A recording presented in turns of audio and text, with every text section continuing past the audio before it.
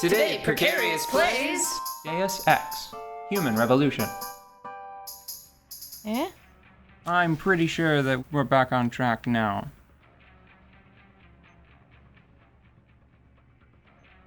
Between you and me, I think that this is just one of the dangers of playing too many strategy titles back to back. Yeah. They don't require the pathfinding that you have to have in games like this, you know? Mm-hmm. I have a question for you. You were talking about Red Dead Redemption and how you just go spend time there sometimes. Yes. What are some other games that you like to spend time in? Like other games that have done that to you where you're like, this is just a nice vacation spot. Harvest Moon. Oh, yeah? Yeah. Anyone in particular? It'd probably be easier to list the ones that don't qualify, that don't make the cut. Mm-hmm. Not Save the Homeland.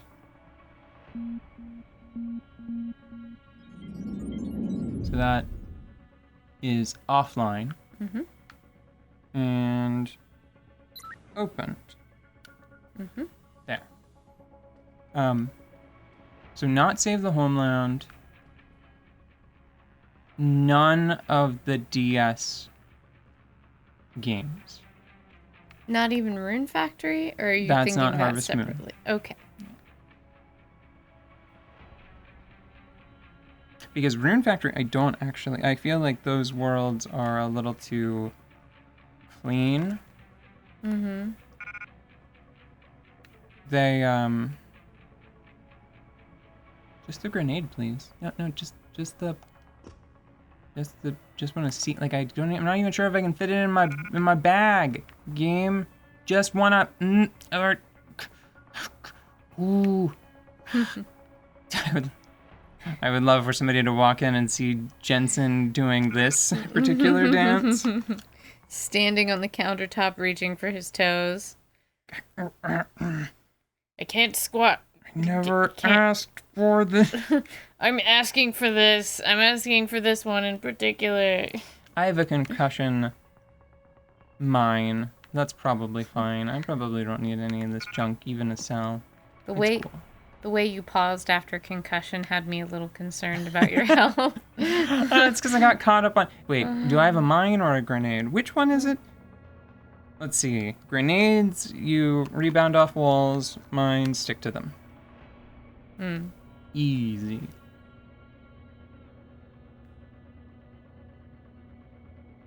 Sorry, I think there was a question. Oh, yes. Harvest Moon, for sure.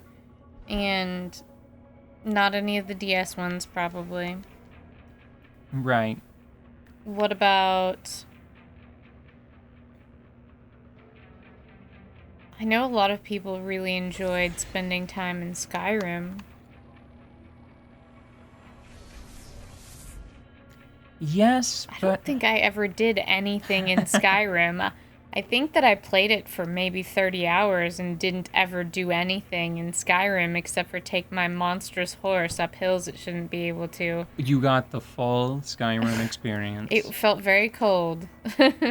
So, oddly enough, the only time I ever really felt like I was just hanging out, having a good time in Skyrim, just being there, Yeah. was after all of the mods. Every mod, all of the mods were available for Skyrim. There was one in particular, I can't remember the name of it, but it made the environment much harsher, and you had to worry about freezing to death. Oh. And after I added that... You were like, oh, this is nice. Well, it's because it made it feel more like a place, and it... Until you went to the truly deadly areas of the map, like the far, far north, along, like, the ice flows, like where the College of Winterhold... Is that... Did I remember that name correctly? The magic school. Until you went to where the magic school is, before that point, it creates situations that feel very comfortable and cozy because you make it so. There's something very compelling and nice about,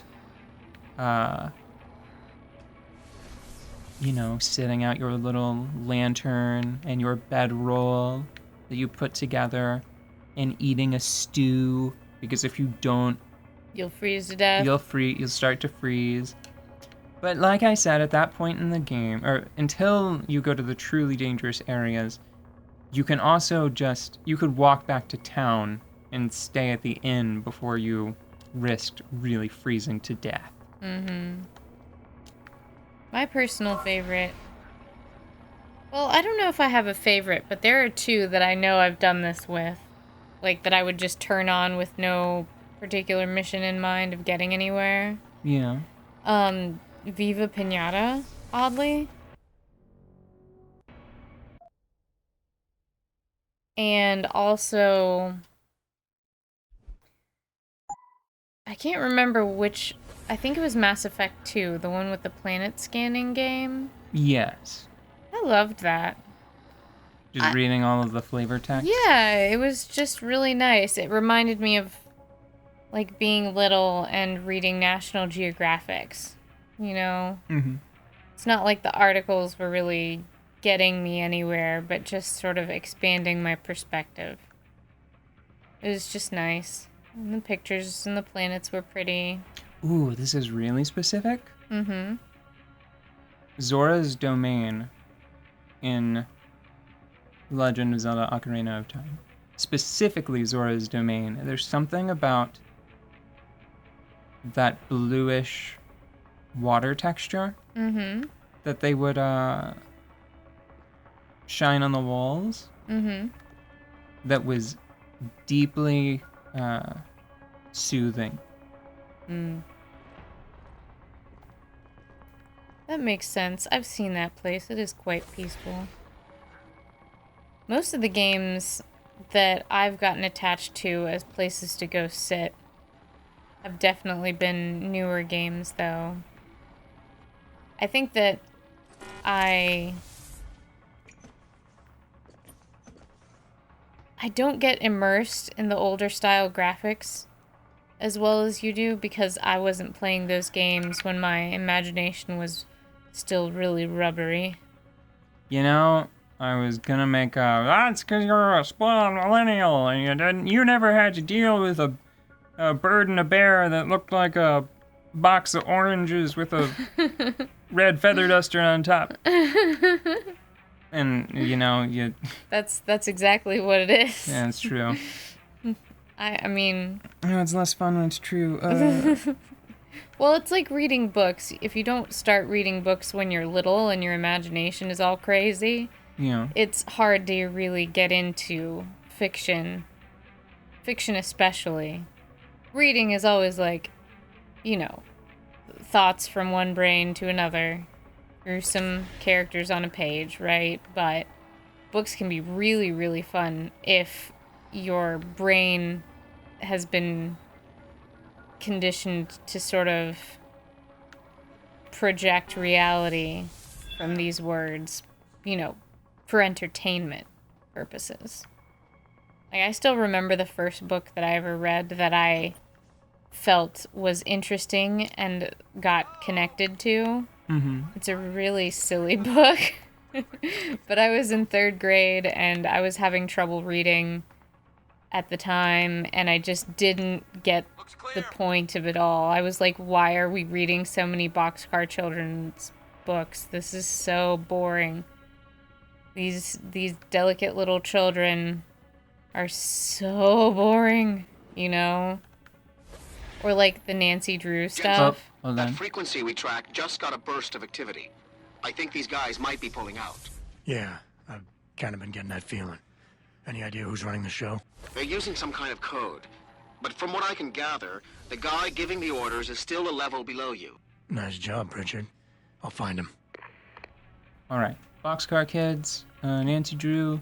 Yeah, that's all there is to say about those series that I was required to read. I was not, so I don't have any frame of reference for them other than just pop culture seepage. The Boxcar Children, a few kids, they were siblings, they lived in a boxcar, and eventually their greatest achievement was being alluded to in Steven Universe, right? probably, I don't know. The whole situation seemed both messed up and mundane to me. Because I lived in a rural place, and I was like, yeah, kids hanging out in the woods, no big deal. And also, the situation was messed up because I'm like, are these kids orphans? And if so, they have regular contact with tons of people in the town. Why haven't we fixed that yet? You know? Could we maybe get them a house? And also, where are these kids showering? You know, all kinds of stuff that is not... I don't know. I guess you're not supposed to think about that when you're a third grader or whatever. But it was asking just... important questions like, who does Aragorn's hair? Exactly. Like, really, though. And that's at that point where he's just like, it's natural. It was just very mundane adventures of children living on their own. And a couple of the older kids who were still too young to work would go work. And sometimes they would problem solve. And like I remember one time the big story was the power went out. So the restaurant where they were working, which they shouldn't have been working at, the freezers were going to thaw everything out and they were going to lose a bunch of food. But it was snowy, so they buried the food in the snow to keep it safe. So that the health inspector would be okay with it. And at the end of the day, they learned a valuable lesson about... Ingenuity? Yes, ingenuity. And that's very nice. But, like, 5 minutes of Mr. Rogers' Neighborhood is entirely more interesting. And less weird. But anyway... I don't know, I haven't read them since 3rd grade because I got the impression of super boring when I was little. So, I don't know, maybe there were more interesting ones. I didn't come across them. They were the bane of my existence as a 3rd grader trying to read at a decent speed. I've never been a fast reader, I just really like books. Mm-hmm. And it was terrible because they would assign me these books. And, like... Green. I just did not care. But then, Who's green? a friend of one of my parents was a very sweet English major writer woman and was like, let me give you something that's not this. And she found the silliest... weirdest book that she could possibly find and then gave it to me, and it was the best. It was called Bunnicula. Did I ever tell you about this book? I have heard of Bunnicula. It is so dumb, but it's so funny and weird. Why are they green? I don't know. Do you think I can talk to these guys? I don't, do you want to stroll in there? Man, they Whoa. look like a hell of a mess. Those vents must be rat infested by now. Hey, who the hell are you? We'll check this out in just a little bit.